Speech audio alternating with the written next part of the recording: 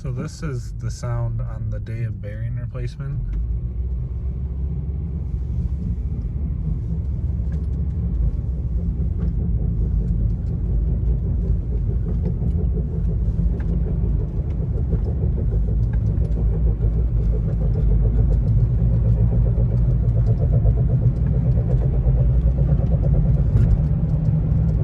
It's not too bad straight, but turning is bad.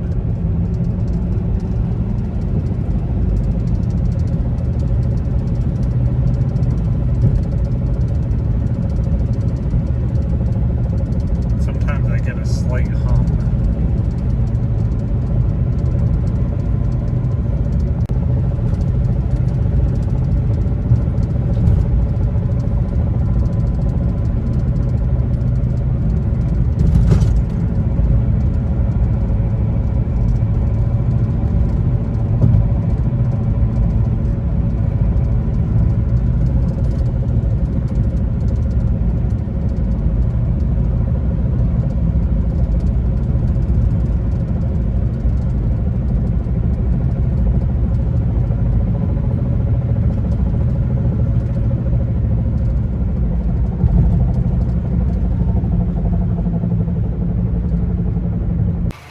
So today,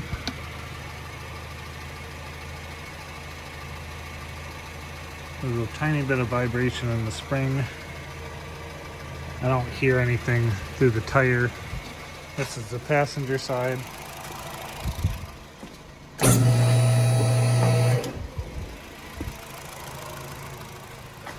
Driver's side's off the ground.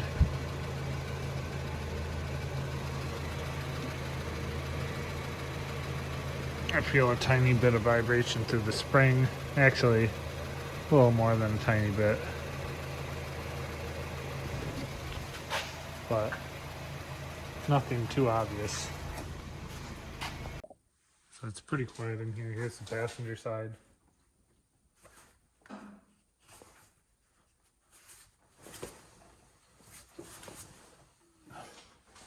Don't hear any bearing noise.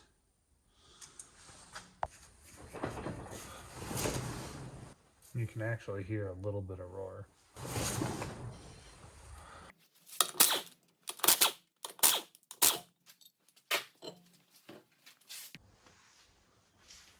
I'm going to apply back the pads just a little bit.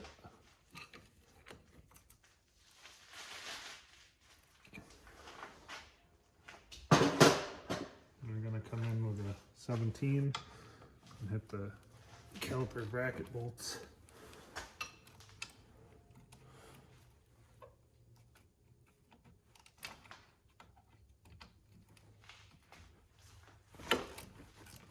We already got our hanger up there.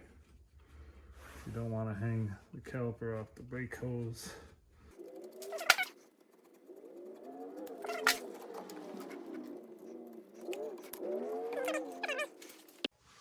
Remove the brake rotor screws. Use an impact screwdriver if you need to.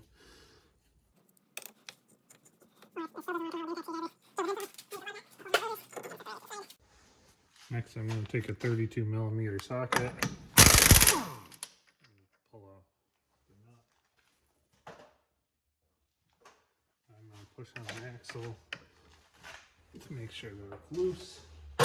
Might have to hit it with a driver.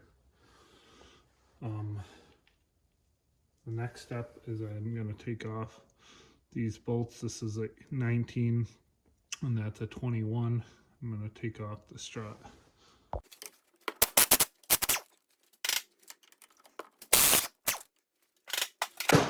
I'm going to pause right here because we need to take off the ABS sensor. That's just a little 10mm.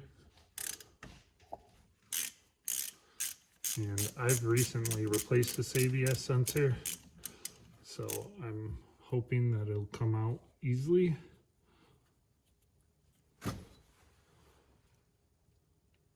And it will. It's already moving. So that comes out, goes this side. If you can't unplug the ABS sensor, you can shove a screwdriver in those notches and pull this whole thing out and unplug the ABS sensor up there, and then bring the ABS sensor with the knuckle over to the press. So I'm going to temporarily remove the strut. I just want to get the axle out of the way. I'm going to remove the cotter pin from the tie rod end.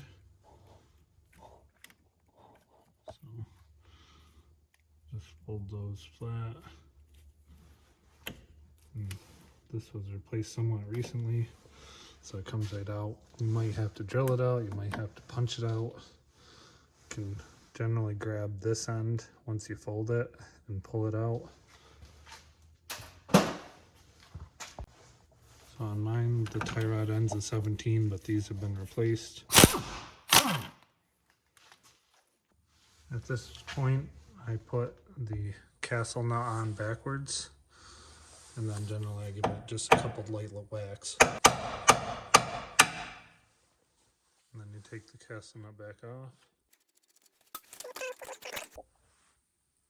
So you remove the strut bolt, make sure the axle's free, and we're just gonna slowly work the knuckle out of the strut while pushing the axle in. Then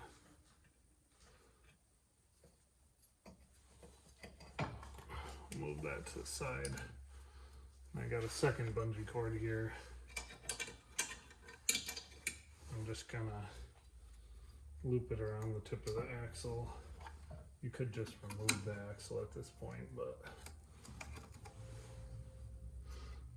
and then all we got left is the ball joint. I love Honda's clips.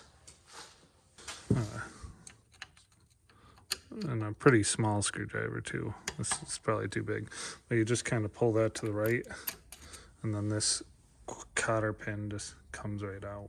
Same size as the lug nuts. So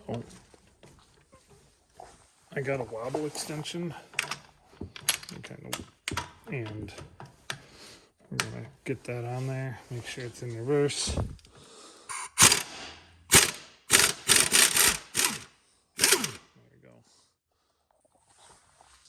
At this point, you're going to need to put tension down on this control arm. There's multiple ways of doing it. A bar, especially if you have a helper, you can put a bar through there. I like to use a strap to pull it down. I have it hooked down there, but I've actually hung tires off from it before.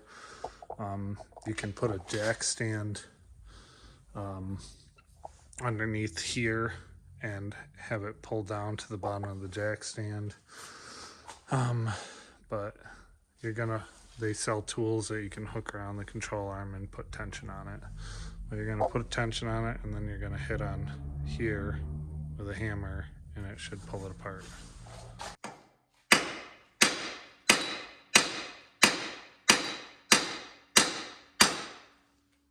it just popped.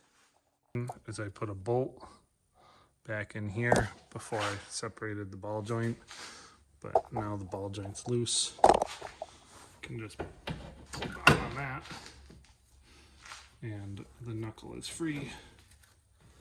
And then, and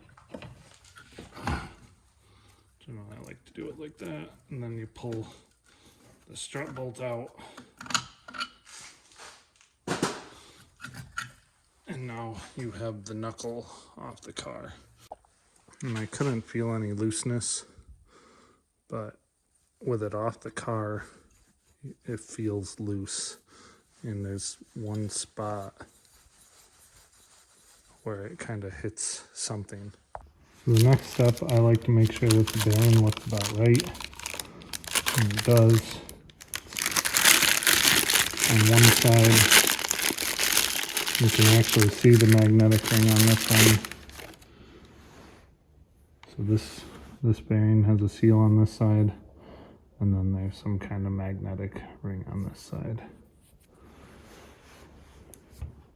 Before your project starts, put your bearing in the freezer to make it slightly smaller, and then it'll press in easier.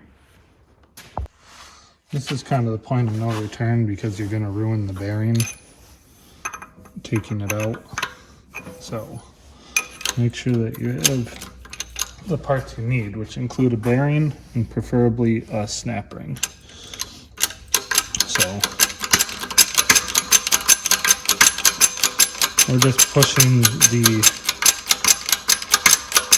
hub out of it.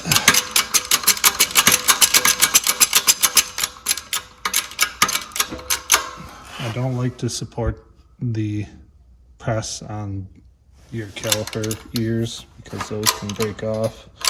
Most of the time on these fits, the hub comes out easy. So I'm barely putting any effort into it.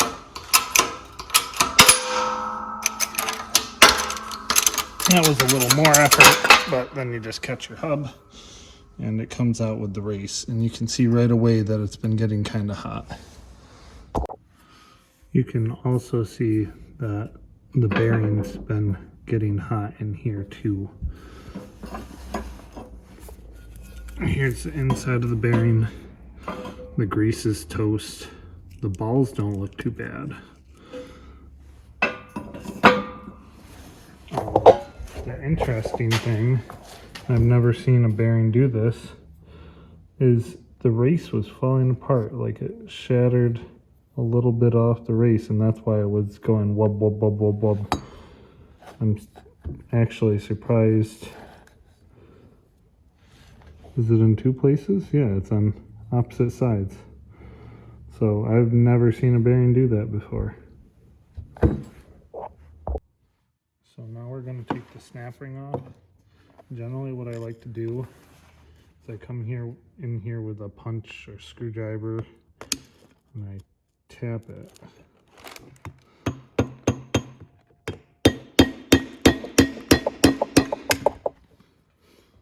And I do it on the other side. I might want to put the whole thing in a vise.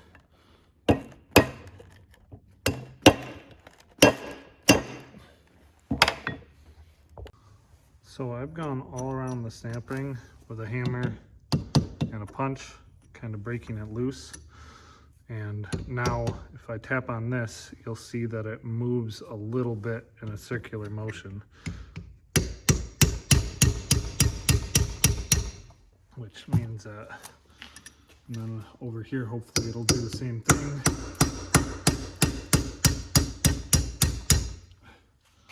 Means we should be close to using the snap ring pliers. So you bring your snap ring pliers in, hit the holes, and then it should come out. Yep. So.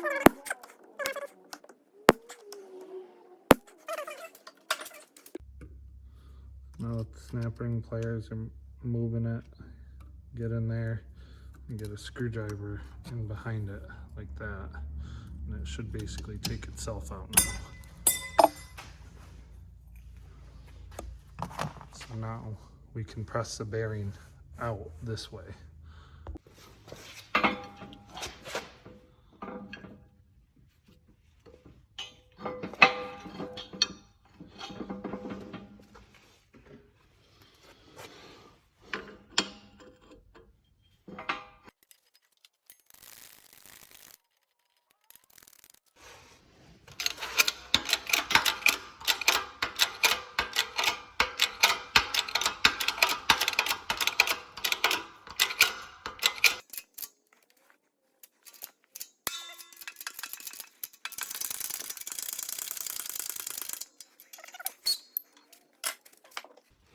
Should just pop out with a hammer.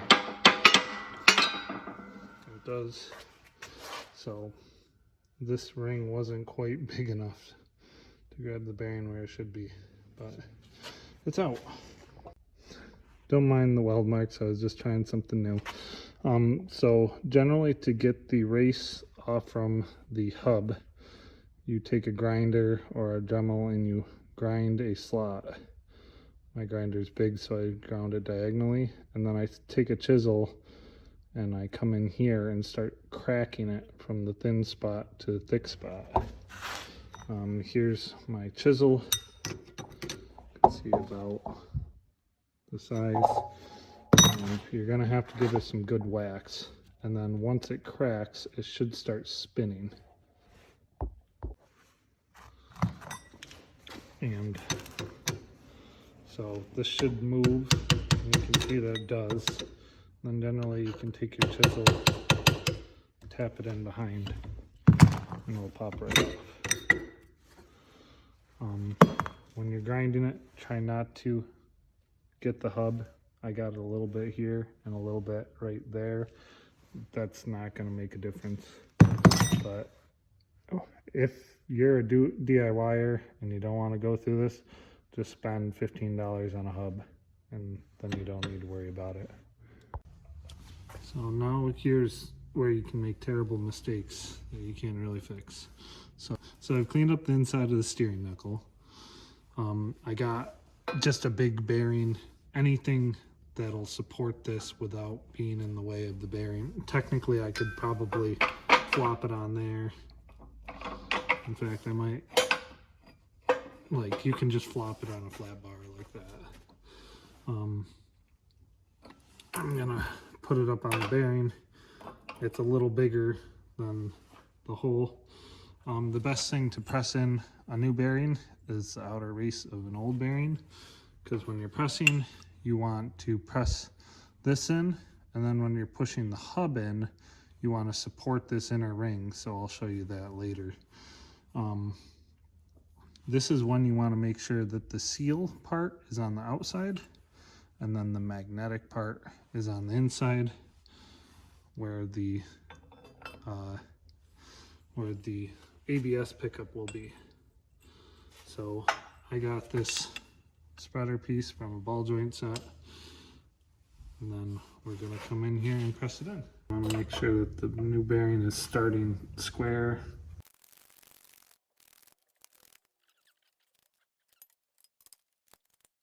So it doesn't want to start square, so I'm gonna reset.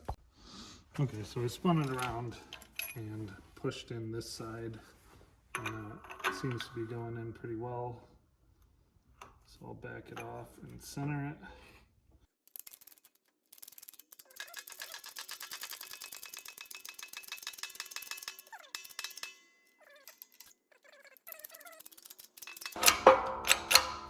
And there it is, all bottomed out.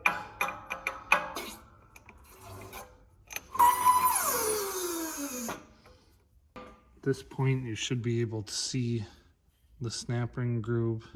I also did my best to clean that out with a pick.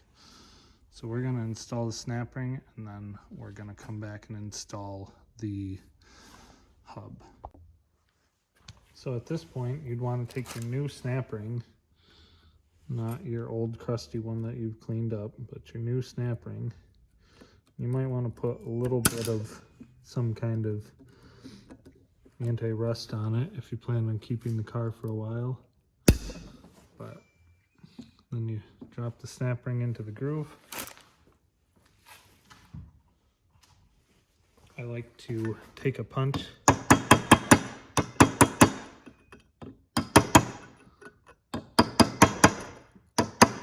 make sure it's tapped in, come in here. I should rotate in the groove.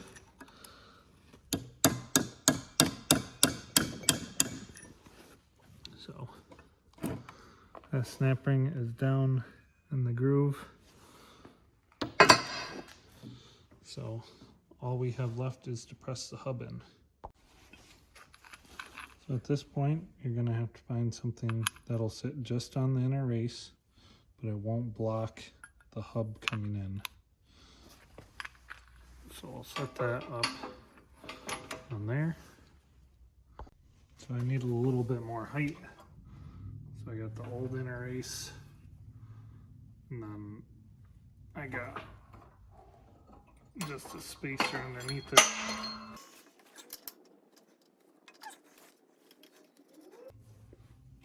And then I'm gonna put a spacer on top. I'm going to start by pressing on this bar side because it's not, doesn't seem to want to start straight.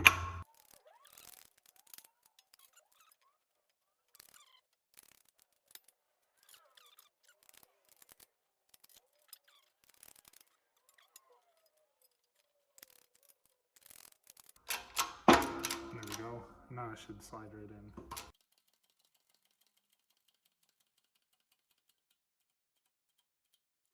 Don't go crazy. Should feel it bottom out. Bearing's a little stiff. They should be if they have grease in them. So should be all set. Okay, we're gonna pretty much do the reverse while we put it together. I'm gonna throw it up here. I'm gonna slide one bolt into the strut. Just like that. Then I'm gonna undo my bungee cord for the half shaft.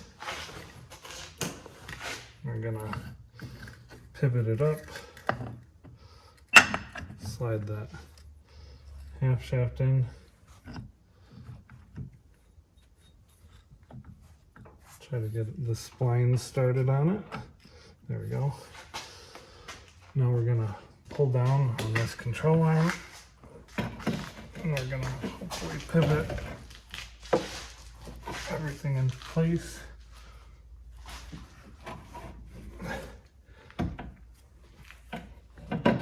So, ball joint is together. Now at this point, I generally like to do the ball joint next because sometimes they spin. So after I put the strut on and I get the ball joint started, I just put the nut on. I take the tie rod and I drop it in there and I just finger tighten this. And that way the steering rack will hold as long as I turn the key off. Will hold the ball joint in place.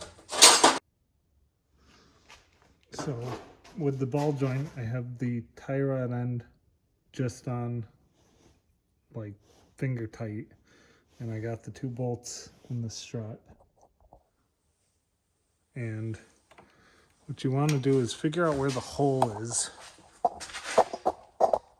in the ball joint. So you can see that the hole is right here, and you tighten it up.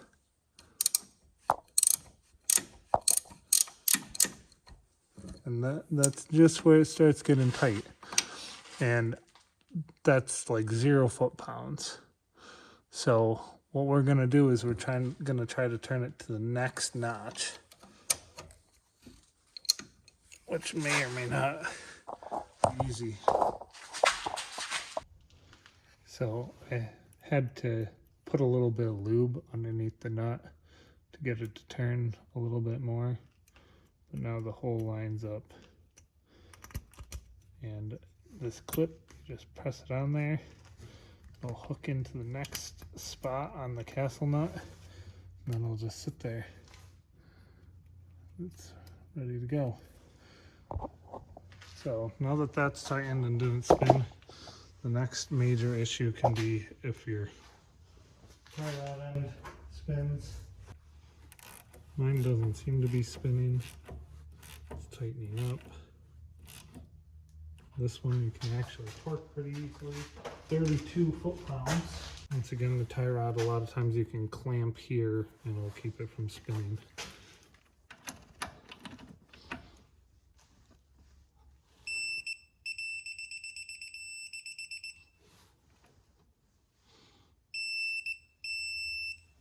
So it's tight. I'm going to rotate it just a little more so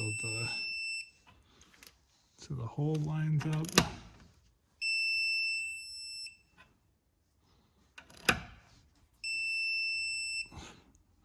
There we go. Then you put your brand new cotter pin in.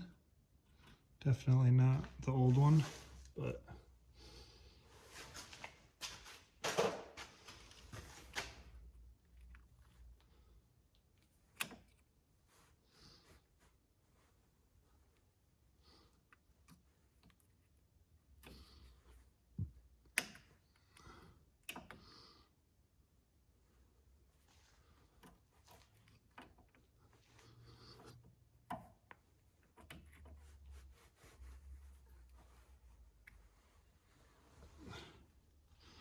so there you go. Tie rod end is torqued, ball joints torqued.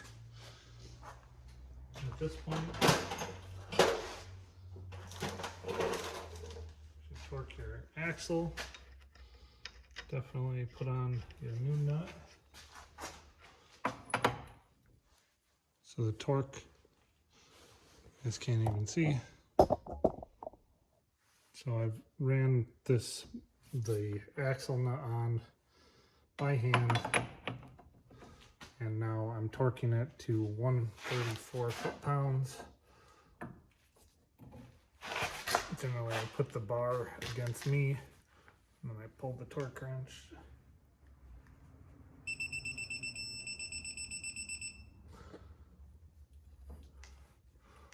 I'll just double check it one more time.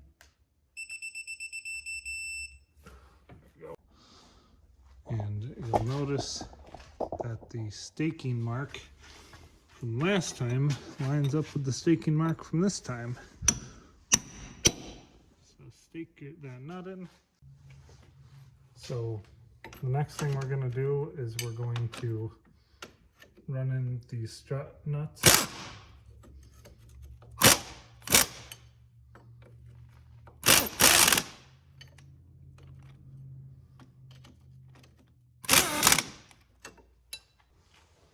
Then we're going to torque them to 67 foot-pounds.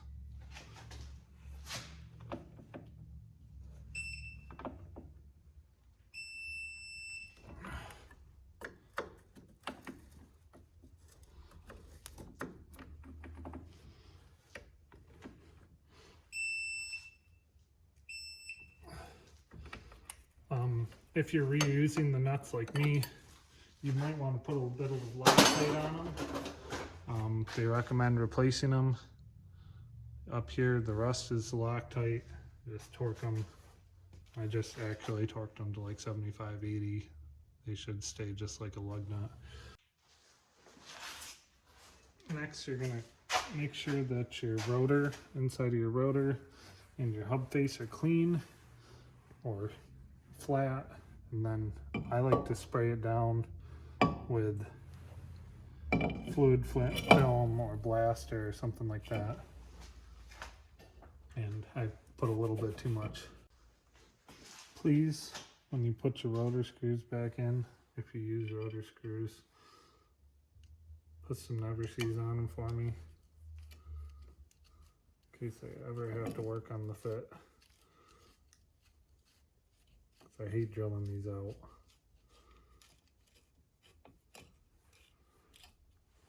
So these just need to be snug.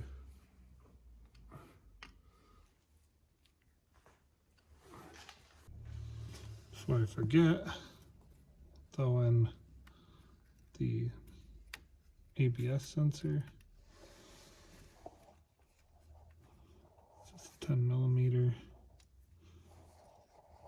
Generally the bolt will come out of these. It's just that the plastic part of the sensor that's inside the knuckle.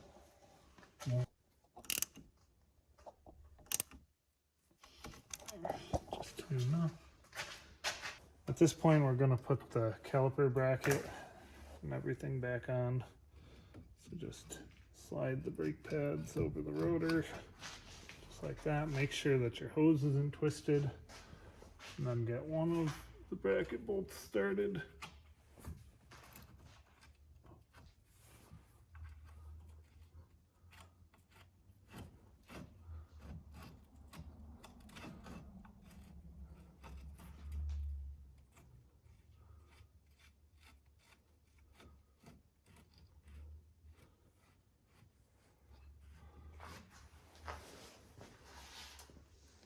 And then get the other one started.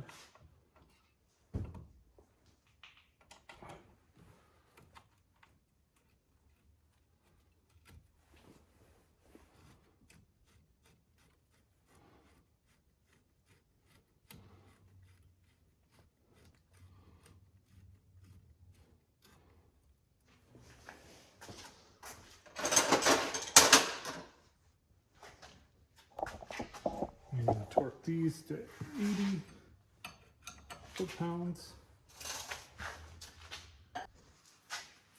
So 80 foot-pounds on the caliper bracket bolts.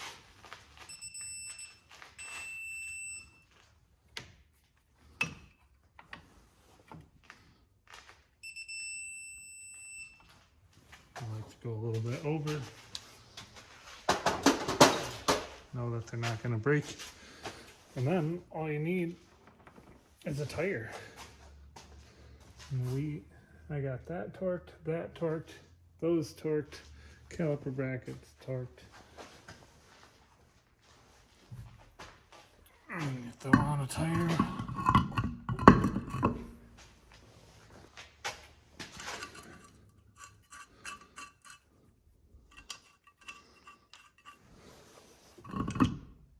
The B on my rim stands for bent. It's one of the things I thought was wrong, not the rotor. That's one of the things I thought was wrong, not the bearing. Figured the bent rim was causing run out and making noise.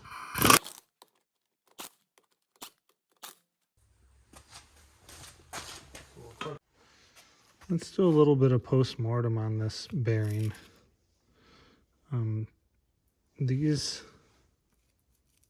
This ball cage looks pretty normal. Might be a little bit discolored because the grease is kind of toast. The grease is turned to that darker black. The other cage is about the same way. The balls are still, I didn't notice any galling. I think that's what it's called. Anything wrong with the balls themselves.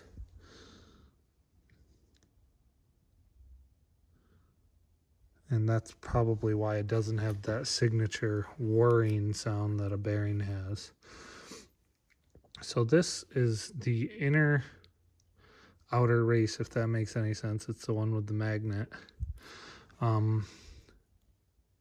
This one's not too bad. It doesn't look like it got too hot. But you can see that here, the galling or spalling or whatever it's called has started to get to the race. On the other outer race, ignore all the crap welding spots that I used to try to get it off. This race looks pretty good, except for you can see this line here where it's been getting hot. But the other thing that I tried to point out is this is not from me, this missing material. That, I don't know what caused that, an impact or something. I cut my line there hoping that it would crack easier.